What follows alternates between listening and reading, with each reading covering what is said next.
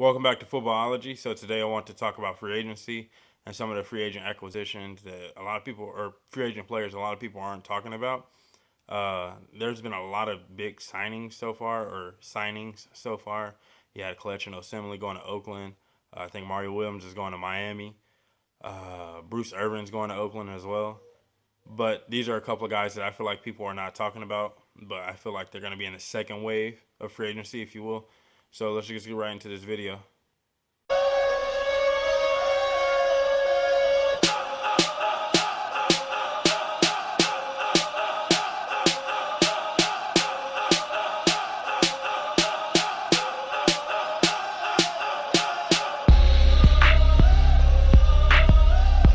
The first free agent I want to talk about that I don't feel like anyone's giving any talk to or about is Alfred Morris. He will be in the second wave of free agency. But I definitely feel like Washington this year helped him and hurt him. The way they helped him is by not giving him the feature back touches that were expected from him. So that almost essentially like he took a year off from football, which is good for him. But the way they hurt him is they didn't give him those touches. So now he doesn't get the payday because people don't know if he still has it. Why did Washington not give him the touches? Was Matt Jones that much better? Was the other running backs on the rosters that much better than Alfred Morris? I don't think that was the case. I think it was more or less scheme fit, and Alfred Morris didn't fit into what they were trying to do in Washington, which is nothing wrong with that. Some teams that I feel like he should go to, Philadelphia being one. Philadelphia is moving to DeMarco Murray potentially. I know they have Ryan Matthews there and Darren Sproles, but Alfred Morris is almost like a younger guy, and you definitely can bring him in, and then you can still keep a three-headed rotation going. That's the only reason why you don't do it, unless you really feel sold on Ryan Matthews, which me personally, I'm not sold on Ryan Matthews. But if Doug Peterson feels that he's sold on Ryan Matthews, then, Alfred Morris won't be a good fit. But I really like him in Philly, and I think he has a chance to flourish in that system as well. Another team that, Dallas, with the whole Randall situation, I know you got Darren McFadden and all that good stuff, but I feel like Alfred Morris can come in and as a younger back can give you an opportunity, a lot of good touches, and do a lot of good things. I mean, you have a good offensive line in place in Dallas. Why not go get a young back? You don't have to spend that much money on him. Like I said, Washington didn't put him in a position to get paid the way he was supposed to. So if you're Dallas, you don't have to spend that much money on him, because I know Dallas is kind of hurting in the cap space area. So Dallas is definitely a good fit behind that offensive line. I think he can flourish as well. The last team I was thinking of is Tampa. Now, the Tampa team was more of a stretch for me because they don't need him, but they would need him. Doug Martin's going to get a payday, and Tampa's not going to be willing to pay him what he's asking for. And it's kind of messed up because, as you can tell, contract year, he got his touches. He did great things with his touches, so he feels that he's deserving of a payday. I don't think Doug Martin will be worth it.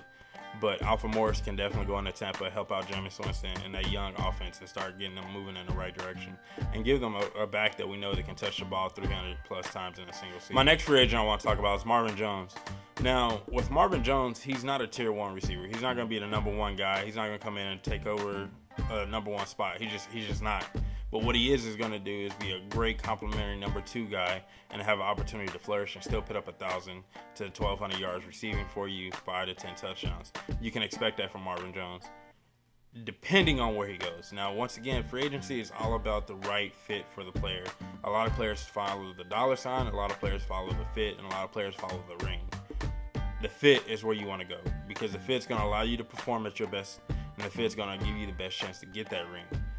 Now, sometimes the fit is not always with the dollar sign. The dollar sign and the fit never go together. So you're either going to get one or the other. Some places that I like him to go this year, or feel that he should go, Cleveland being one.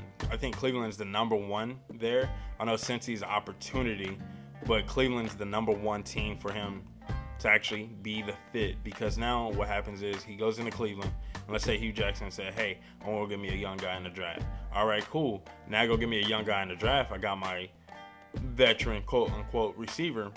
Go teach my young guy the system, how you want the routes ran, so forth and so on, how the ball should be thrown, whatever the case may be. But you get that in Marvin Jones to help out that young receiver. So I feel like Cleveland's definitely the number one place for Marvin Jones. It's almost like a 50% chance that he goes there, and then the other 50% is divided up amongst the other teams. Another team that I'd like him to go to is the Detroit Lions. Now, with the Calvin Johnson retirement, it definitely gives him a chance to come in and do some things. Like I said, he's a complimentary guy. In Cleveland, if they're getting Josh Gordon back, so he's going to complimentary Josh Gordon. And Detroit, I think it's going to be a back and forth thing. It's going to be a tango, if you will, between him and Golden Tate. But definitely still going to get quality production out of both of these guys and give Matthew Stafford another quality weapon, if you will. Detroit has so many other issues, so Marvin Jones going there is pretty much my long stretch team. But I liked him going to Detroit, and I think he'd give him a good chance to flourish there. Another team that I really like him going to is San Diego. Now, the reason why I say San Diego is because, once again, he doesn't have to be the primary there. And it would be more of a tango thing there as well with Keenan Allen, so a back and forth thing. But it still allows him to flourish and still be a quality receiver. So those are a couple of teams that I feel like Marvin Jones should head to. Like I said, Cleveland's probably like a 50% chance. And then all the other 31 teams are just divided up into certain percentages. Cincinnati probably being the second closest to that. But Cleveland is the best chance for him to probably get a payday because they have the money, but at the same time get a really good scheme fit.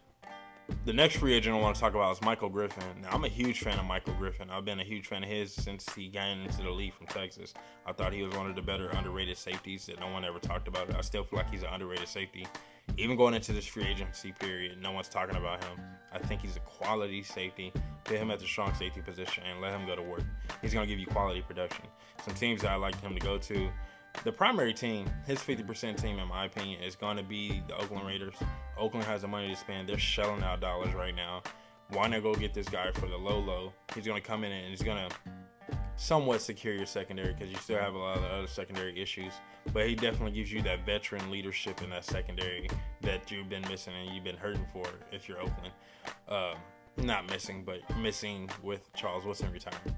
But I think that him going to Oakland was a really good fit for him. Cleveland's another team, but then I start to think about it with Dante Hittner back there. You're kind of getting the same safety, and you really don't want to put yourself in that boat.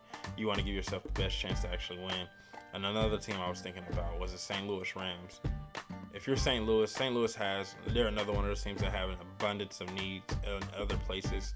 So Michael Griffin makes a good sense for them from a dollar standpoint. He won't take that much money from you because he hasn't put forth the production, which is not his fault in my opinion. I think that he's been a quality safety. He's had his fair share of twists and turns. He's just never been on a quality team.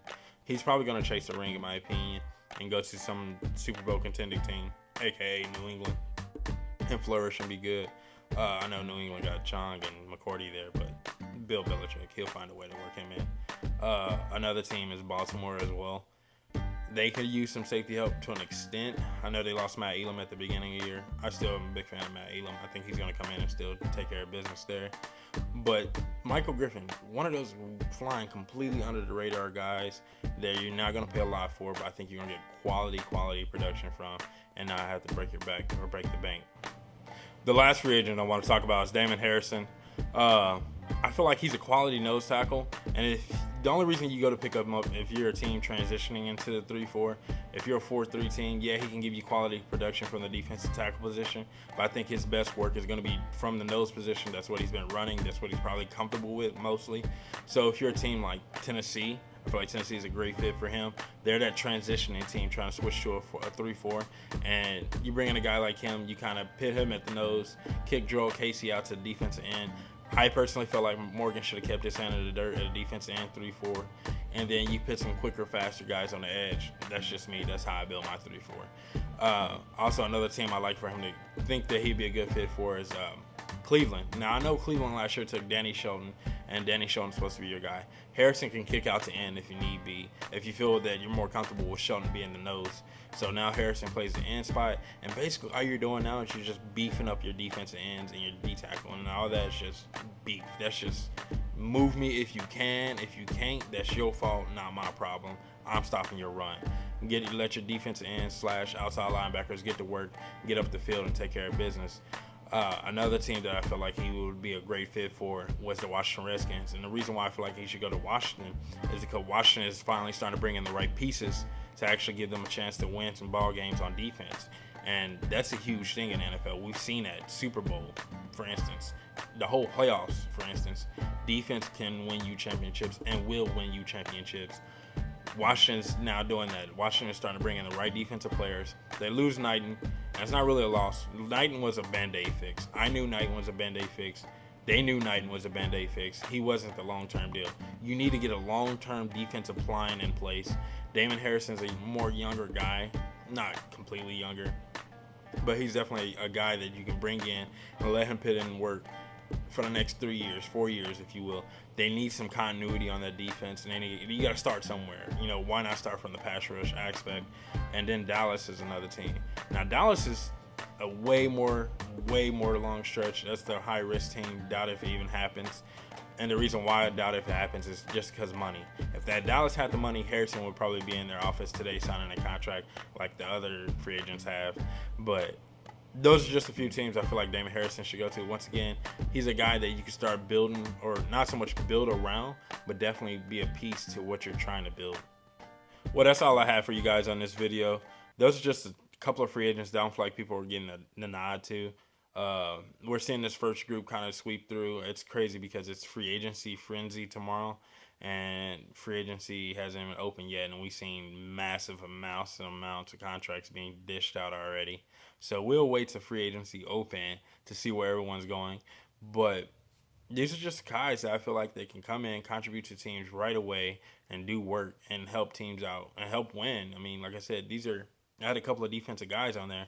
Defense wins championships. I've been telling people that all along. You can't do nothing without a good defense. It doesn't matter. I know you got to score points, but you got to stop people from scoring as well.